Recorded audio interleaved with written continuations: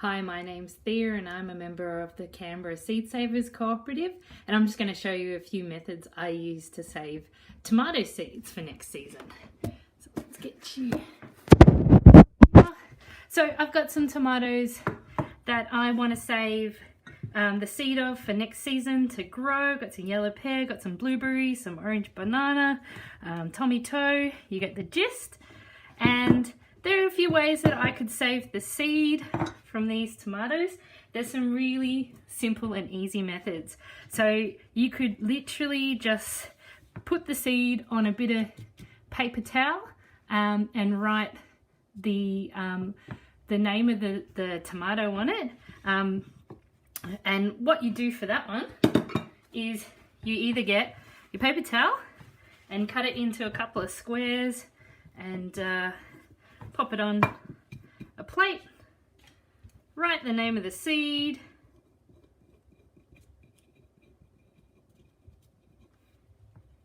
and when I collected it, so I don't forget. Select your best seeds, your best tomatoes for the best seeds. I want the bigger ones, I want the most ripe ones. Cut them open and squish them onto your paper towel. Squish, squish, squish. There you go. Go and let it dry, and in a couple of days you'll have something like this that you can just put in a drawer. Got the label on it, and when you come to plant it next season, you can just tear off bits, pick off the seeds, and away you go. If you don't have paper towel, I appreciate it's in short supply at the moment, you could do it on a piece of Chuck's cloth. You could squish it onto a clean tea towel, and that'll work just the same. When it comes to actually collecting your seed off that, here's another one. You just have to scrape off the seed, and sometimes just use a teaspoon, scrape it off. You end up with all your little seeds, and away you go, ready to grow. So one of my favorite methods to save seeds is actually one that allows you to save seeds much longer into the future, because it actually treats the seeds in a particular way. So here I've got some orange banana. These are a tomato. They look really cool, and they're one of my favorite varieties, so I definitely want to save the seed from this one. So once again, cut it open, get the back of a teaspoon, get a little vessel, can be a bowl, can be a glass like I've used, can be a jar, and just scrape the seeds in and rinse and repeat. Now all the tomatoes that I'm saving seed from are open pollinator varieties. They're not hybrids, and I know this because they're also known as heritage seeds. I know this because I've grown them previous season. I've checked the packet, or I've asked whoever I bought it off from the nursery or whatnot.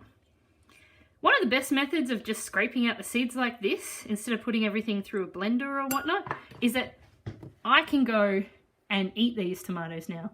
So it's kind of like having your cake and eating it too. Like I can go throw these in a salad or in a pasta sauce, and I've got my seeds here for next season, and I get to enjoy the bounty.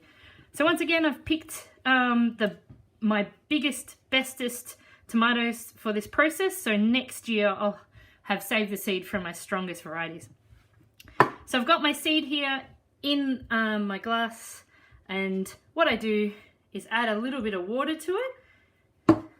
I write a label, which is kind of the most important step, because if you have all this seed and you don't know what it is, it can be a bit of a bummer next season if you want to grow your orange banana. You don't know what it is. You don't know what the seed is in an envelope. And it only takes 2 seconds. So I collected this a little while ago. So I'm going to go put this on the windowsill and leave it for a few days if not maybe a week.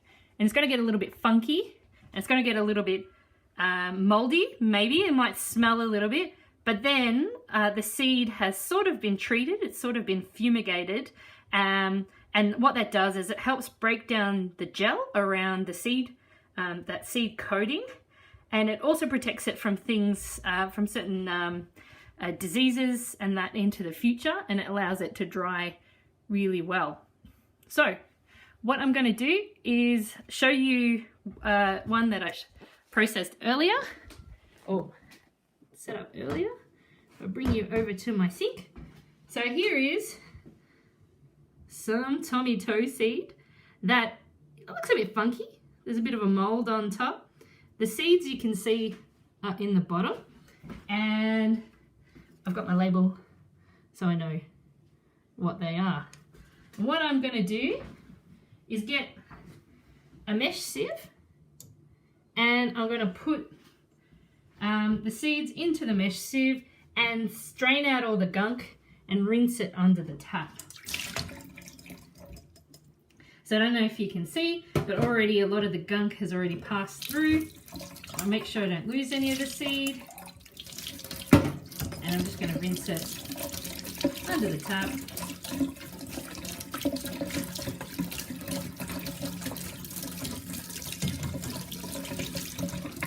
And get my lovely and clean seed. So, I'll bring it back over here. There you are. And now you see I've got lovely clean seed, but it's wet. It's actually very wet, and I need to dry it before I store it.